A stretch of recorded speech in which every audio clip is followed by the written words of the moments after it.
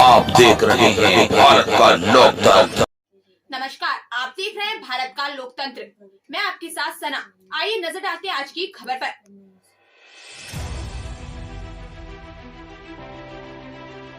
SP Singh engineer की entry होने से आजाद समाज पार्टी में बीएसपी का जनाधार खतरे में। 2022 में चुनावी करवाहट जैसे जैसे बदल रही है, वैसे वैसे राजनीतिक सरगर्मियां भी तेज होती हुई नजर आ रही हैं। ज्वालापुर विधानसभा आरक्षित सीट से कांग्रेस पार्टी के सिंबल से कर रहे थे टिकट की दावेदारी एसपी सिंह इंजीनियर को कांग्रेस से टिकट न होने के कारण कांग्रेस का दामन छोड़कर एसपी सिंह इंजीनियर ने आजाद समाज पार्टी का दामन थामा और चुनावी मैदान में आना कांग्रेस के लिए सबसे बड़ी चुनौती। एसपी सिंह इंजीनियर का अभी भी वही जनाधार नजर आ रहा है। सूत्र बता रहे हैं एसपी सिंह इंजीनियर का एक ऐसा राजनीतिक ऐतिहासिक चेहरा राजनीति में रहा है और हमेशा से ही एसपी सिंह इंजीनियर जनता की सेवा करते चले आ रहे हैं। 2017 के विधानसभा चुनाव में कांग्रेस पार्टी के टिकट से ज्वालापुर विधानसभा आरक्षित सीट से चुनाव लड़े थे और बीजेपी लहर में बहुत ही कम वोटों से हार हुई थी। पर आजाद समाज पार्टी में आ जाने से एसपी सिंह इंजीनियर के बीएसपी पार्टी का हो रहा है सफाया। कांग्रेस को भी लग सकता है सबसे बड़ा झटका। सूत्र बता रहे हैं एसपी सिंह इंजीनियर का ज्वालापुर विधानसभा आरक्षित सीट पर जो जनाधार जनता के बीच बना चला आ रहा है वह अभी भी बरकरार है। अब इसका असर कांग्रेस पार्टी पर सीधा पड़ने वाला है। 14 फरवरी को मतदान के दिन की जनता तय कर पाएगी। देखिए ये रिपोर्ट नफीस खान और राजेश शर्मा के साथ।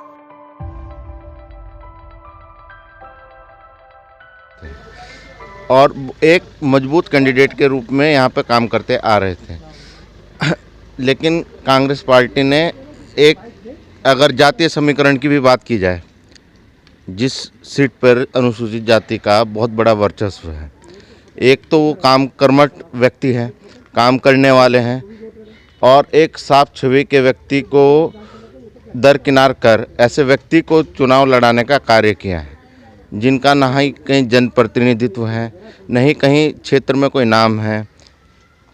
और जैसा कि मतलब कोई काम भी नहीं किया है, इस व्यक्ति को कांग्रेस पार्टी में जो इलेक्शन लड़ाया जा रहा है उससे प्रतीत होता है कि कांग्रेस पार्टी यहाँ जीतने के लिए नहीं, बीजेपी की बी टीम की तरह काम करती नजर आ रही है। जैसे देखा जा रहा है एसपी सिंह इंजीनियर साहब ने कांग्रेस पार्टी का दामन छोड़कर जो आज़ाद समाज पार्टी का दामन थामा है, कहीं ना कहीं लेकर उस पर जो जनता के जो उनके बीच जो कड़ा जोड़ थे वो जो कि तो उनके धरातल पूरे के पूरे नजर आ रहे हैं। सर, तो उस पर आप क्या मैसेज देंगे? सर, धरातल पर आप जाकर देख लीजिए, पूरे क्षेत्र में इंजीनियर साहब के सबको धरातल पर उनका काम किया हुआ दिखता है।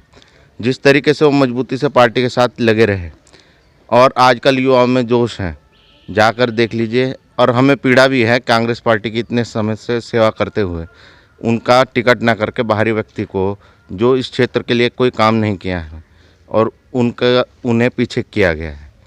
तो शिषपाल जी भी जो है बीएसपी के टिकट से चुनावी मैदान में है, तो उसको लेके आपका क्या मैसेज है? सर, वो तो देहरादून के रहने वाले हैं, क्षेत्र में कोई काम नहीं किया है, क्षेत्र में कोई पकड़ नहीं है, कोई उनको जानता भी नहीं है सही से, तो धरातल पर तो कुछ भी दिखाई नहीं दे रहा है उनके।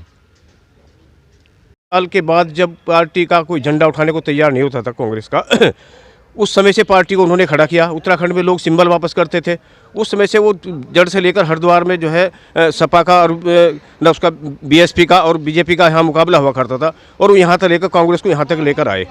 तो मेरा कहना ये है कि यहाँ बीएसपी के नाम पर कोई चल नहीं रहा है। शेड्यूल कास्ट में ये मैसेज है कि बीएसपी की जो लीडरशिप है, जो हाई कमान है, वो किसी को जिताने के लिए टिकट नहीं देते, बल्कि वो बीजेपी के बी टीम के रूप में काम करते हैं। आप पूरे भारत में देख लीजिए, वो जहाँ भी खड़े करते हैं कैंडिडेटों को, वो बीजेपी के फायदे में चला जाता है। उनका पूरे 5 साल में लोगों ने अपने रोड शो करे, सब कुछ करे, मीटिंग करी। बहन कुमारी मायावती का बताओ कोई रोड शो हुआ है या कोई उन्होंने किसी शेड्यूल कास्ट के लिए कुछ बोला हो?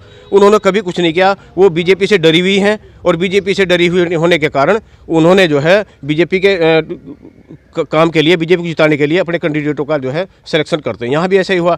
शिषपाल सिंह जी देहरादून के रहने वाले, किसी गाँव में चले जाओ शिषपाल को कोई नहीं जानता, तो इसलिए उसकी जमानत जब्त होने वाली है। मैं शेड्यूल कास्ट बाहुल्य गाँव से रहता हूँ, मेरा गाँव पूरनपुर है, वहाँ वो मीटिंग नहीं करा सकते तो सर जितने भी हमारे 80 बाहुल्य गांव है वहाँ पर बीएसपी बिल्कुल जीरो है और आज़ाद समाज पार्टी इस पे जो है उसका फ़ायदा उसे मिल रहा है, क्योंकि युवाओं की टीम है, वो हमेशा दबे कुचले लोगों की लड़ाई, शेड्यूल कास्ट के लोगों की लड़ाई लड़ते हैं। तो इसलिए शीशपाल सिंह जी जो हमारे एसपी सिंह जी हैं, उन्होंने बहुत सोच समझ के फैसला लिया है कि हम आज कांग्रेस का दामन छोड़कर हम आज़ाद समाज पार्टी से लड़ेंगे और हम अपने समाज की सेवा करते रहेंगे। किसानों की जो लड़ाई है वो लड़ेंगे, मजदूरों की लड़ाई लड़ेंगे और हम ग्रामीण क्षेत्र में जितने भी लोग हैं उन सब की लड़ाई लड़ेंगे। ये मेरा कहना है। जैसे जनाधार एसपी सिंह इंजीनियर साहब का दिखाई दे रहा था कांग्रेस पार्टी के रहने पर, तो इस बार जो है कांग्रेस पार्टी ने उन पर उम्मीद नहीं जताई, उनका टिकट कट गया है।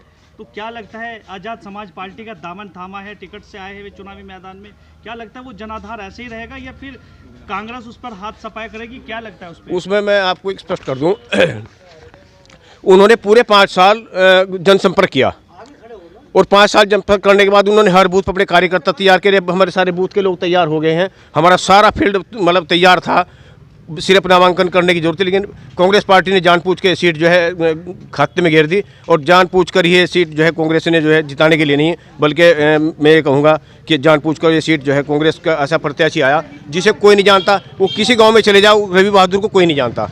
एसपी सिंह इंजीनियर पिछली बार चुनाव लड़े थे जब भी बहुत बड़ी अच्छी पोजीशन में थे, लेकिन अब कांग्रेस के नाम पर जो है उन्होंने ऐसा टिकट दिया कि वो मेरे ख्याल से जमानत जब्त ना हो जा, शायद मुझे ऐसा लगता है। एसपी सिंह का जनाधार जो है वो पहले से ज़्यादा बड़ा, लोगों में आक्रोश है, लोग बदले की भावना से एसपी सिंह के साथ जितने जुड़े थे उससे भी दुगनी ताकत में लोग जुड़ रहे हैं कि इस आदमी के साथ कांग्रेस ने अन्याय किया है। फिलहाल खबरों में इतना ही, बाकी खबरों के लिए देखते रहिए भारत का लोकतंत्र। नमस्कार।